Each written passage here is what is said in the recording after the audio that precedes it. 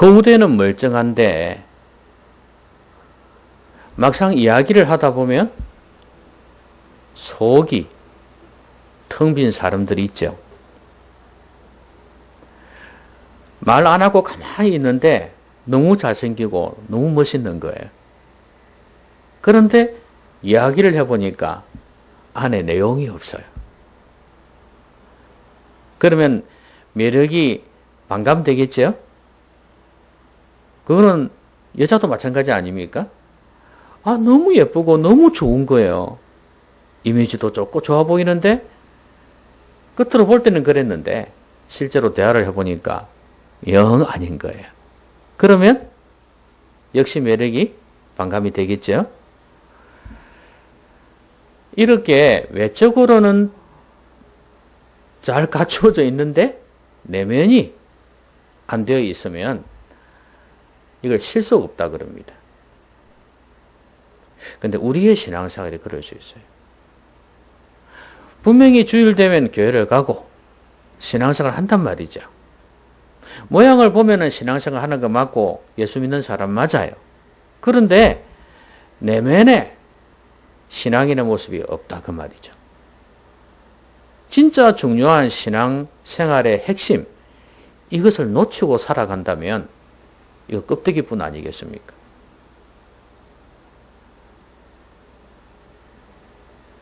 역시 하나님께로부터 인정을 받을 수가 없을 거예요.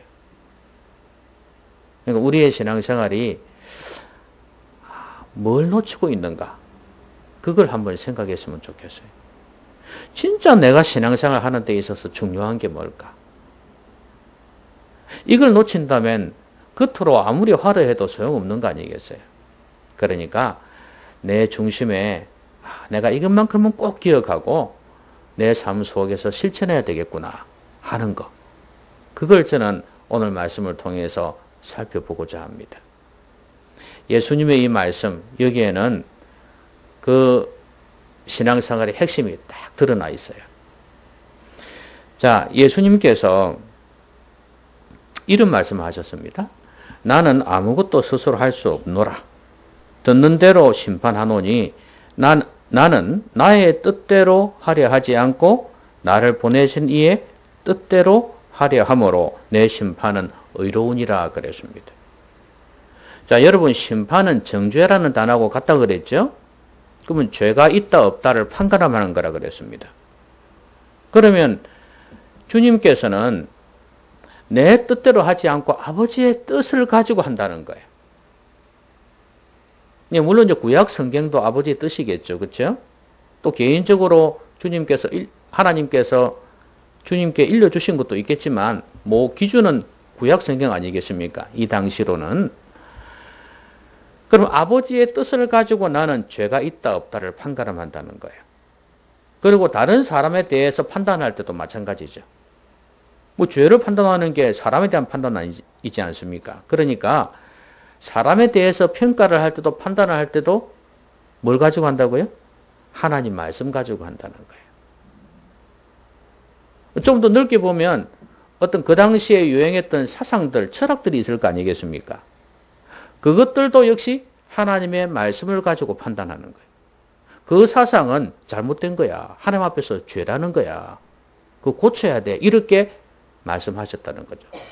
그러니까 사상에 대해서도 마찬가지예요. 그 당시의 문화에 대해서도 마찬가지일 겁니다. 그렇죠? 우상을 숭배하는 문화, 종교 있었을 거 아니에요. 그것들에 대해서도 심판하는 기준이 하나님 말씀이었어요. 여러분, 이게 신앙생활에 있어서 정말 중요한 부분입니다. 여러분, 무엇이 가치 있는가? 무엇이 가치 있다고 보는가? 하는 그걸 뭐라 그러죠? 나는 무엇이 가장 가치 있다? 그렇게 생각하는 것. 그걸 뭐라 그러죠? 가치관이라 그러죠. 그렇죠? 이 가치관이라는 것은 그 사람이 볼 때 나는 이게 제일 가치 있다고 봐. 이렇게 생각하는 거예요. 그걸 관점이라고 그러는데 그걸 가치관이라고 그래요. 근데 주님께서 오늘 말씀하신 것은 뭐냐면 철저하게 하나님의 뜻이에요. 하나님의 말씀의 관점에서 모든 걸 바라보는 거예요. 그러니까 예수님께서 보실 때 가치 있다고 보는 것은 하나님이 가치 있다고 볼 때 가치 있게 보시는 거예요. 사람들이 아무리 가치 있다고 해도 하나님께서 아니다 그러면 예수님도 아니다 그렇게 생각하신 거예요. 여러분, 우리의 신앙생활이라는 것은 어떤 면에서 보면 가치관의 싸움이에요. 사람들은 그냥 성경책 들고 교회만 가면 되는 줄로 생각하고 예배를 드리면 되는 줄로 생각하지만 실제는 우리의 삶 속에서 영적 싸움을 싸우고 있는 겁니다. 가치관의 싸움을 하고 있는 거예요. 잘 보십시오. TV에서 나오는 드라마며 광고며 모든 것들, 정치의 모든 행태들, 우리 주위에 살아가는 삶의 방식들, 옆에 있는 사람들의 삶의 모습들, 이 모든 것들이 전부 다 영적인 싸움이에요. 가치관의 싸움이라니까요. 이 세상의 가치관은 다양합니다. 어떤 사람은 이게 좋다 그러고 그렇잖아요. 그렇죠? 어떤 사람은 이게 좋다 그러고 그러니까 가치관이 다 달라요. 그래서 그걸 상대적이라고 그럽니다. 우리는 누구를 믿고 있습니까? 하나님은 어떤 분이죠? 절대자입니다. 그래서 상대적인 가치관이 아니라 절대적인 가치관을 우리가 갖고 있다 이 말이에요. 그렇게 해야 절대적인 하나님을 믿는 것이라고 말이에요. 근데 우리가 이 말씀 속에서 하나님의 뜻 속에서 우리의 가치관을 가지고 있어야 되는데 그러지 않고 온갖 세상의 가치관을 다 가지고 있다면 예수 믿는 사람이겠냐 그 말이에요. 하나님은 이게 가치 있다 그러고 하나님이 이게 옳다고 그러는데 세상은 이게 옳다 그러고 이게 중요하다 그러는데 내가 이걸 따라간다면 모양은 교회를 나와도 모양은 예수 믿는 것 같아도 이건 뭐예요? 예수 믿는 게 아니다 그 말이에요. 여러분 이해가 됩니까?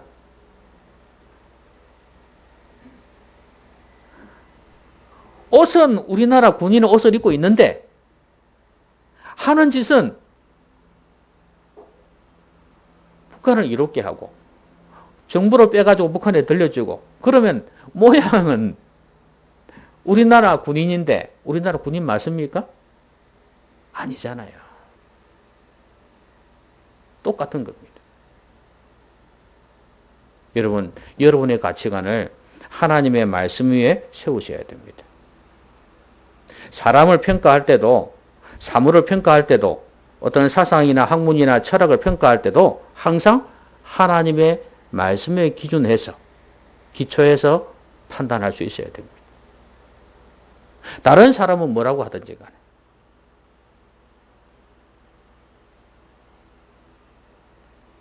요즘 사람들은 뭐 돈이면 최고 아닙니까? 그렇죠? 환장을 합니다 그냥. 다 돈 벌려고 하니까. 그렇죠? 돈 벌려고 하는 걸 나쁘게 볼 수는 없어요. 기독교인도 마찬가지예요. 돈이 필요하고 또 돈이 있어야지 하나님 일도 할 수 있고 그러니까 돈 버는 것 자체를 돈 벌고자 하는 걸 갖다가 나쁘게 볼 필요는 없어요. 근데 중요한 거는 돈을 의지하는 거잖아요. 그리고 돈이 최고라고 생각하는 거잖아요. 제가 오늘 주보에다가 빈손으로 나아가는 예배자라는 시를 적어 놓았습니다. 거기 보면 빈손으로 간다는 것이 우리 손에 쥔 모든 것을 버리라는 뜻이 아닙니다. 뭐예요? 그것들을 움켜쥐고 놓지 않거나 그것들을 의지해 인생을 살아서는 안 된다는 뜻입니다. 이것이 빈손의 참모입니다.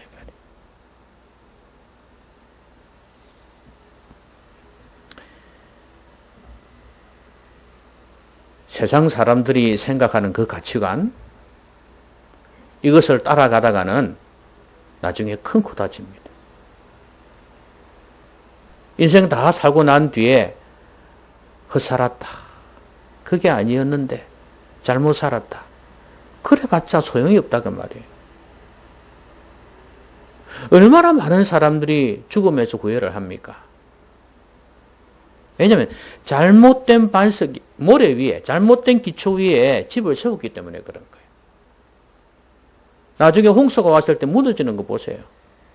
절개를 산을 깎고 그래가지고 집을 세워놓으니 기초가 부실하고 그러니까 홍수에 많이 무너졌잖아요. 집이.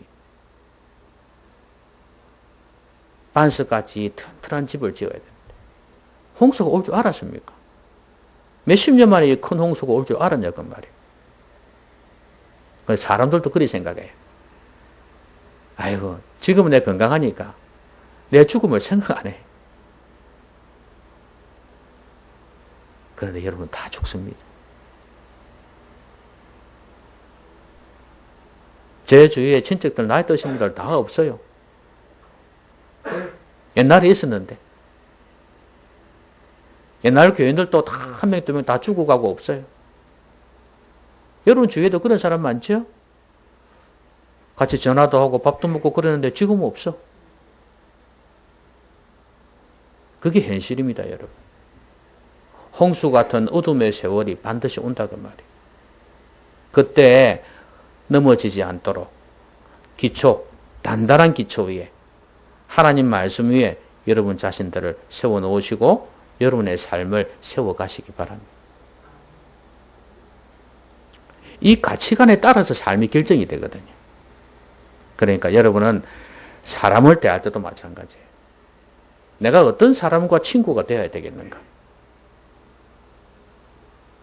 그리고 나는 무엇을 중요히 여기면서 내 시간을 투자해야 되겠는가? 가치관이잖아요. 인생 그렇게 사는 겁니다, 여러분.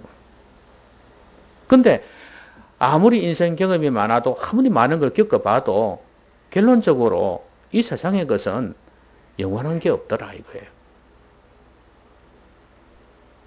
내 모든 걸 투자해서 살 만한 가치가 없더라 이거예요. 결국은 다 지나가는 거예요. 그래서 하나님께서 중요하게 생각하시는 것, 하나님의 뜻, 하나님 말씀 속에서 여러분의 가치관과 여러분의 삶을 세워가시기 바랍니다. 이게 신앙생활의 핵심이에요.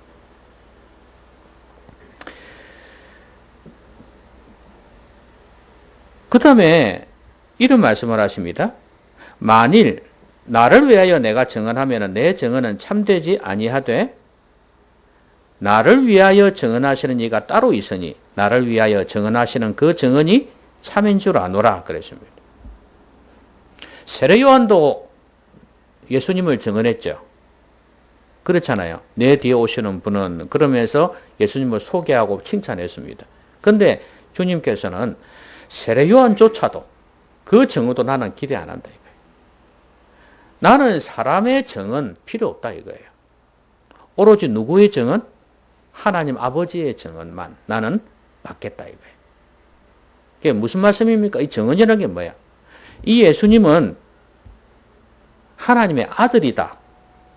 예수님은 단순한 선지자가 아니다. 이것에 대한 증언이거든요.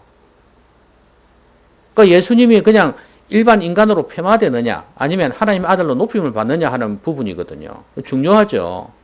이 증언인데 그러니까 사람들이 나를 보고 뭐라고 하는 거 그거 난 개의치 않겠다는 거예요. 뭐 어떤 사람들은 랍비라 할 수도 있고 선생님이라 할 수도 있고 종교 지도자 말이죠. 그렇게 말할 수도 있고 또 어떤 사람은 선지자라고 말하기도 하고 또 세례요한 같은 사람은 이제 메시아라 하기도 하고 뒷부분에 가서 그랬지만 그렇게 되기도 하고 이렇게 막 이야기를 할 거 아니에요. 그런데 주님께서는 그게 사실이든 아니든 상관없이 나는 신경 안 쓰겠다 이거예요. 나는 오로지 하나님께서 나를 평가해 주시는 거. 그게 중요하다 이거예요.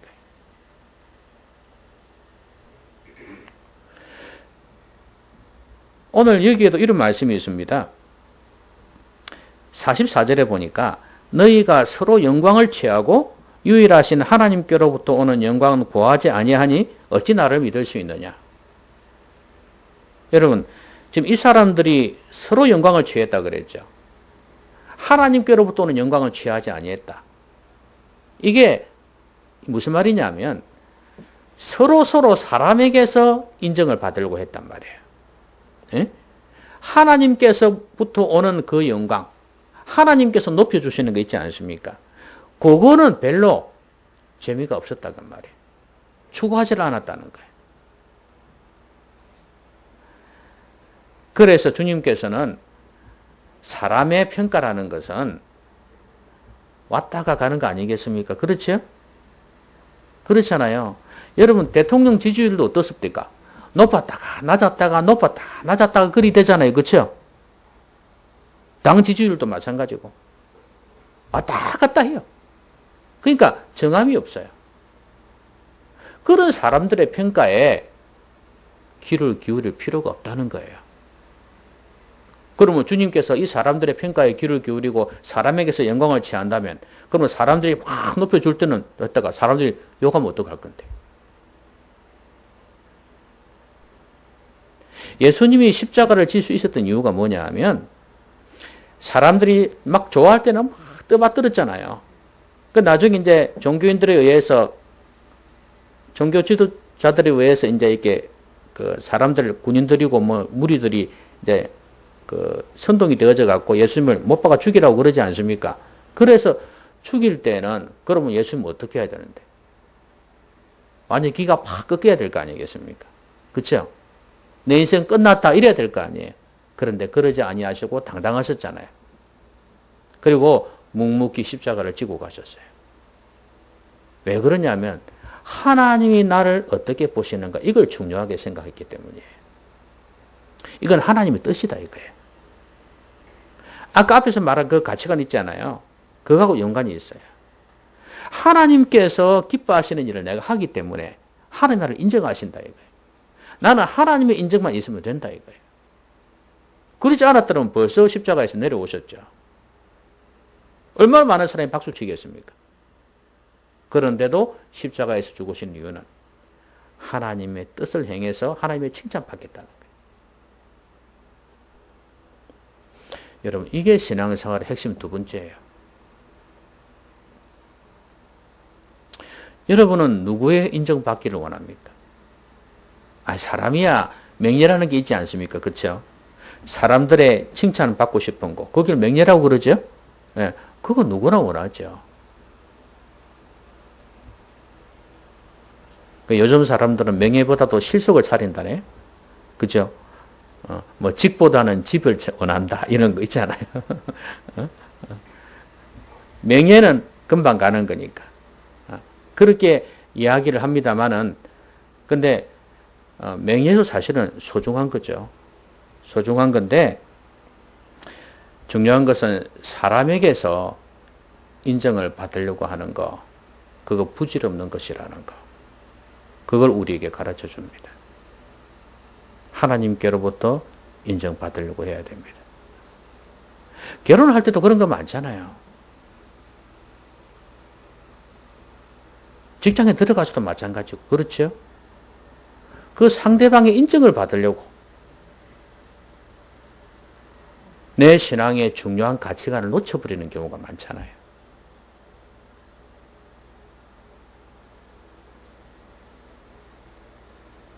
주님께서 얼마나 섭섭해 하실까? 과연 주님께서는 이걸 기뻐하실까? 이걸 생각해야 되거든요. 여러분, 사람은 쉽게 안 변한다는 말이 있죠. 그렇습니까? 겪어보니까 그렇던가요? 그렇습니다. 사람은 쉽게 안 변합니다. 그래서 아까 제가 처음 말씀드린 것처럼 어릴 때부터 형성되어 온 이 가치관이라는 거 이게 너무 중요해요.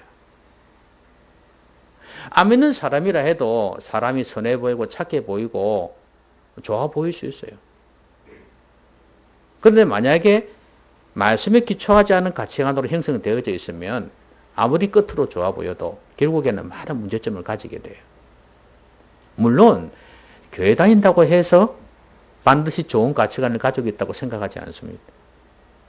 아까 제가 말씀드린 것처럼 형식적으로만 교회를 다니고 가치관에 있어서 말씀 위에서 제대로 세워지지 않은 사람이 부지기수거든요. 그런 사람은 뭐 아무런 사람과 진배 없죠. 모양만 교인이지. 지금 제가 말씀드리는 거 그거 아니란 말이에요. 교인들이 그런 모습을 보인다고 해서 그는 안 믿는 사람을 찾아가냐? 그건 아니잖아요. 그래서 우리는 적어도, 숫자가 적어도 우리는 이런 가치관, 말씀 위에 든든히 선 가치관을 가지고 있는 성도들이 되어야 된다는 거예요. 그럴 때 우리는 하나님이 기뻐하시는 일, 하나님의 인정을 받으려고 한다는 거예요.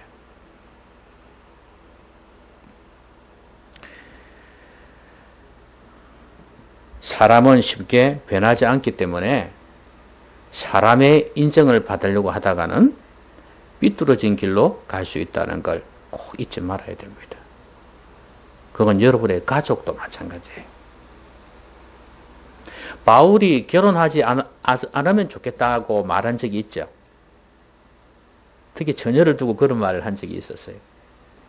그 왜 그랬습니까? 결혼을 하면 여자는 남편을 기쁘게 하고 남자는 아내를 기쁘게 하려고 하기 때문에 결혼 안 했으면 좋겠다. 그 말씀 한 적이 있거든요. 그러니까 하나님을 기쁘시게 해야 되는데 그렇지 않고 자꾸 사람을 기쁘게 하면서 사니까 차라리 안 했으면 좋겠다. 만약에 그런 경우에 그 말이죠. 그 말은 맞잖아요. 하나님을 떠나버리고 떠나지는 않는다 할지라도 하나님을 기쁘시게 하지 않는다면은 그 결혼이 무슨 의미가 있겠어요. 그러니까 그래서 바울도 이런 고백을 했습니다. 바울은 결혼을 안 했잖아요. 근데 바울은 이런 고백을 했어요. 내가 지금까지 사람의 칭찬을 받으려고 했다면 그리스도의 사람이 아니다. 이런 고백을 했어요. 내가 왜 자기 예수 믿고 난 뒤에 말이에요. 예수 믿고 난 뒤에 내가 왜 그런 고난을 당하고 어려움을 당했는 줄 아느냐. 사람 칭찬 받으려고 했으면 나 굳이 그런 고난 당할 필요가 없다 이거예요. 잘 비 맞추면 되지. 적당히 하면 되지. 나는 적어도 하나님의 칭찬을 받으려고 했기 때문에 그런 고난을 당한 거다. 이게 내가 그리스도의 사람이라는 걸 보여주는 거다. 이 말을 했어요. 여러분, 누구를 기쁘시게 하렵니까? 사람이 아니라 하나님이에요. 하나님의 칭찬을 늘 생각하십시오. 돈 많이 벌면 좋아요. 그러면 나도 기분 좋고 엄마 아빠도 기분 좋고 그렇죠? 뭐 결혼한 사람들은 내 남편이나 아내가 좋아하겠죠. 좋아요, 그까지는. 근데 중요한 거 하나 잊지 말아야 돼. 하나님은 나를 어떻게 보실까? 이걸 항상 생각해야 돼. 여러분, 신앙생활이 진짜 중요한 부분이죠? 두 번째 핵심이에요. 그럼 이제 세 번째 핵심이 뭐냐 하면 이겁니다. 이 사람들이 유대인들이거든요. 근데 이 사람들이 성경을 생각하고 연구했다 그랬거든요. 너희가 성경에서 영생을 얻는 줄 생각하고 성경을 연구하거니와 이 성경이 곧 내게 대하여 증언하는 것이니라. 성경은 예수님에 대한 거 맞죠? 맞습니까? 이 당시로는 구약 성경만 있었으니까 구약 성경이 바로 예수님에 대해서 증언하는 것이라는 거예요. 신약은 말할 것도 없이 제자들이 있었으니까 예수님에 대한 것이겠죠. 근데 이 사람들이 성경을 이렇게 묵상하고 연구를 했는데 그리고 성경은 예수님에 대한 것인데 예수님에게 오지를 않았다는 거예요. 너희가 영생을 얻기 위하여 영생을 얻으려고도 하지 않는다 이거예요. 영생을 얻는 줄 알고 그렇게 성경을 생각하고 묵상했는데 예수님에게 오지를 않는다는 거예요. 그럼 그 이유가 뭐냐 이거예요. 38절에 보니까 이런 말씀이 있습니다. 그 말씀이 너희 속에 거하지 아니하니 이는 그가 보내신 이를 믿지 아니함이라. 그러니까 한마디로 얘기하면 믿음이 없으니까 하나님의 말씀이 그 안에 들어가지 않는다 이 말이에요. 그리고 42절에는 뭐라 그랬습니까? 다만 하나님을 사랑하는 것이 너희 속에 없음을 알았노라. 하나님에 대한 사랑이 없어요. 그리고 주님에 대한 믿음이 없어요. 그러니까 말씀이 안에 들어오질 않아. 이게 거한다는 것은 살아있다는 거는 우리 거주한다는 말이 있죠. 그거 같은 말이에요. 말씀이 그 안에서 살아있어야 되는데 말씀이 죽어버렸다 이 말이에요. 왜? 말씀을 그렇게 생각하고 그렇게 묵상하는데 하나님을 사랑하지 않고 주님에 대한 믿음이 없으니까 그래. 그래 성령께서 역사하지를 않죠. 성령은 살리는 영이거든요. 성령께서 그 말씀을 우리 안에 살아있게 만들거든요. 근데 죽었다 이 말이에요. 제가 신앙생활 핵심 세 번째가 뭐냐면 말씀을 제대로 묵상하라는 거예요. 이 사람들은 말씀을 듣고 생각하고 연구하고 하는데 제대로 못했다 그 말이에요. 방금 말씀드린 대로 하나님을 사랑하는 게 있어야 된다. 그리고 이 말씀이 뭘 의미하는지는 이게 말씀하고 있잖아요. 예수님. 성경의 핵심이 예수님이거든요. 예수님을 신뢰하는 거, 믿는 거, 이거 안 되면은 소용없는 거 아니겠어요? 성경을 자꾸 읽고 듣고 하는데도 예수님을 생각하지 않는다면 소용없는 거 아니에요? 항상 초점은 예수님이다. 그래서 예수님이 나 때문에 십자가에서 죽으셨다. 죄 때문에 죽으셨다는 거 항상 인정하는 거예요. 기억하는 거예요. 그렇잖아요? 그러면서 죄를 생각하면서 또 죄 지을 때마다 회개하고 자백하고 이런 모습들이 있는 거죠. 늘 예수님을 생각하는 거예요. 성경 말씀 읽을 때마다 묵상할 때마다 들을 때마다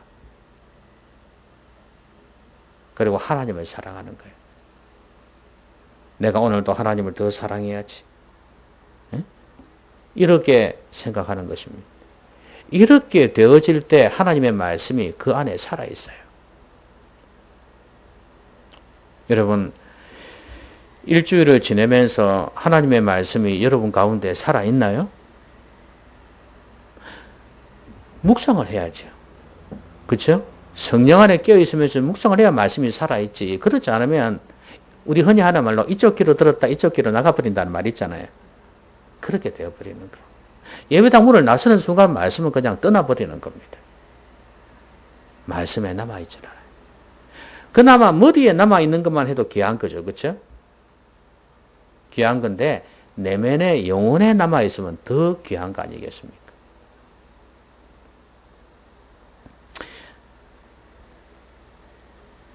근데 나는 나이가 들어서 기억력이 없어서 한 개도 안 남아있어요. 물론 기억력의 문제일 수도 있지만 저는 그 기억이 그러니까 정확하게 머리로 기억하는 그것 말고 말씀이 마음에 남아 있어야 된다고 생각합니다. 그거는 나이가 들어도 가능하다 생각합니다. 뭐 정확한 기억력은 부족해도 그러니까 말씀이 여러분 마음에 남아 있도록 듣고 묵상할 수 있었으면 좋겠어요. 근데 이런 말씀을 하고 있죠. 46절에 보니까 모세를 믿었더라면 또 나를 믿었으리니 이는 그가 내게 대하여 기록하였습니다. 그러나 그의 글도 믿지 아니하거든 어찌 내 말을 믿겠느냐. 여러분 모세 그랬죠. 모세가 너희를 고발할 거다 그랬어요. 여기서 말하는 건 모세가 아니라 율법을 이야기하는 것입니다. 모세의 율법. 여러분 모세가 율법을 기록했지 않습니까? 근데 구약 성경의 핵심입니다. 그러면 이 유대인들이 이 성경을 아까 말씀드린 것처럼 생각하고 연구했잖아요. 그러면 모세를 믿었냐? 안 믿었다 이거예요. 이게 무슨 말씀이냐면 구약 성경, 특별히 율법서 이 책들을 성경을 묵상하고 연구하면서 진짜 아까 하나님 사랑하는 마음으로 그 믿음 가지고 본 게 아니었다 이 말이에요. 만약에 그걸 봤으면 어찌 됐냐. 바울이 로마서에서 말씀한 것처럼 율법은 몽학 선생이다 그랬어요. 어릴 때 아이가 어릴 때 대신 키워주는 선생님 있잖아요. 가정교사. 그래가지고 어느 정도 자라면은 다시 부모한테 돌려주는 거 있지 않습니까? 그게 몽학 선생인데 가정교사처럼 그렇게 하는 역할이 율법의 역할이라는 거예요. 무슨 말이냐면 율법을 읽으면은 와, 이거 내가 지키겠나? 십계명만 봐도 아이고 내게 못 지키지. 아이고 자꾸 내 죄가 생각이 나는 거예요. 내가 부족함이 생각이 나는 거예요. 그걸 깨달아야 되는데 이 사람들은 전혀 깨닫지를 못했다는 거예요. 말씀을 묵상하면서. 그러니까 한마디로 내 자신을 말씀에 비추어 보면서 내가 죄인됨을 발견해야 되는데 그러면 이제 바울이 로마서에서 말씀하는 게 뭐예요? 그럼 어찌한다고요? 아, 내가 죄인이구나. 나는 소망이 없구나. 그럼 아까 몽학 선생이 다 키우고 나면 누구한테 데려다 준다고요? 부모한테 데려다 준다 그랬잖아요. 마찬가지로 이 율법은 누구한테 데려다 주냐 하면 우리를 죄를 깨닫고 나면 예수님께로 데려다 준다 그 말이에요. 이게 바로 율법이 하는 일이다 그 말이에요. 아시겠습니까? 그러니까 우리가 이 사람들이 하나님 말씀을 다 묵상하면서 들으면서 죄를 깨달아 가지고 예수님께로 와야 되는데 너희들 구약 율법 많이 묵상했지 않냐? 그런데도 모세조차도 너희들이 안 믿었다 이거예요. 율법조차도 안 믿었다 이거예요. 그래서니 너희들이 나를 안 믿는 거 아니냐 이 말씀이에요. 그러니까 말씀 묵상을 제대로 못했다 그 말 아닙니까? 끝으로는 막 연구했어요. 예? 십계명도 보고 율법도 연구하고 많이 했어요. 그런데 믿음이 없었다. 한마디로 얘기하면 자기 자신을 말씀에 비추어 보지를 못했다는 거죠. 그러니까 죄인 줄을 몰랐고 그로 인해서 예수님께로 달려와야 되는데 못했다 그 말이에요. 여러분 오늘날 말씀 묵상하면서 이런 경우도 많습니다. 분명히 제가 늘 말씀드린 것처럼 내게 주시는 말씀이 뭘까 늘 물어보라 그랬지 않습니까? 그러면 내게 주시는 말씀이 어떤 게 있겠어요? 물론 약속의 말씀도 있고 명령의 말씀도 있겠죠. 그러나 우리의 죄를 지적하시는 말씀도 있을 거란 말이에요. 그렇죠? 그 말씀 앞에서 우리 자신을 비추어 보면서 회개하고 돌이키고 주님께로 더 가까이 가는 하나님께로 더 가까이 가는 이런 모습이 있어야 되는데 이게 안 되니까 주님께로 못 가는 거예요. 하나님께로 더 가까이 가지를 못하는 거예요. 여러분 오늘날 신앙생활의 핵심이 이거 아닙니까? 이게 안 되니까 말씀을 묵상하는데 말씀을 읽고 듣고 묵상하는데 하나님을 사랑하는 마음이 없고 어떻게 하면 내 욕심을 채우는 도구로 사용할까? 내 꿈을 이루는 도구로 사용할까? 이렇게 생각하니까 말씀이 제대로 묵상이 되겠냐 이 말이에요. 그리고 내 자신을 돌아보지를 못한다 이 말이에요. 보혈을 지나 아버지 품으로 보혈을 지나지 않으면 예수님을 통하지 않으면 아버지께로 갈 수가 없는 거 아니에요. 말씀을 통해서 내 죄를 자백해야만 더 주님께로 하나님께로 가까이 갈 수가 있어요. 여러분은 그냥 예배만 나오면 하나님 더 가까워질 것 같지요? 그렇게 되던가요? 아니에요. 예배 시간에 말씀을 들으면서 내 죄를 자백하고 깨닫고 그러면서 더 주님이 가까워지는 거예요. 그렇죠? 여러분 집에서 말씀을 묵상하고 읽고 묵상할 때도 마찬가지예요. 이 과정이 반드시 있어야 되는 거예요. 이게 신앙생활의 핵심이에요. 자, 오늘 신앙생활의 핵심 3가지 말씀드렸습니다. 자, 첫 번째는 뭡니까? 아유, 들었는데 기억이 안 나네. 자, 말씀 위에 가치관을 세워라. 아시겠죠? 정말 중요한 부분이에요. 그러면 두 번째가 뭐였어요? 사람의 칭찬이 아니라 하나님께로부터 오는 칭찬을 받으려고 해라. 하나님께 인정받는 자가 되어야 된다. 그리고 세 번째가 하나님 말씀을 제대로 묵상하라. 어쩌면 신앙생활에 있어서 정말 중요한 부분이에요. 핵심이에요, 핵심. 이 말씀을 잘 묵상하셔가지고 여러분의 삶에 순종하셔가지고 진짜 신앙생활 잘하시는 여러분 되시기를 주의 이름으로 기원합니다. 주의 이름으로 기원합니다. 기도하십시다. 오늘 말씀 생각하면서 같이 한번 소리내서 기도하겠습니다.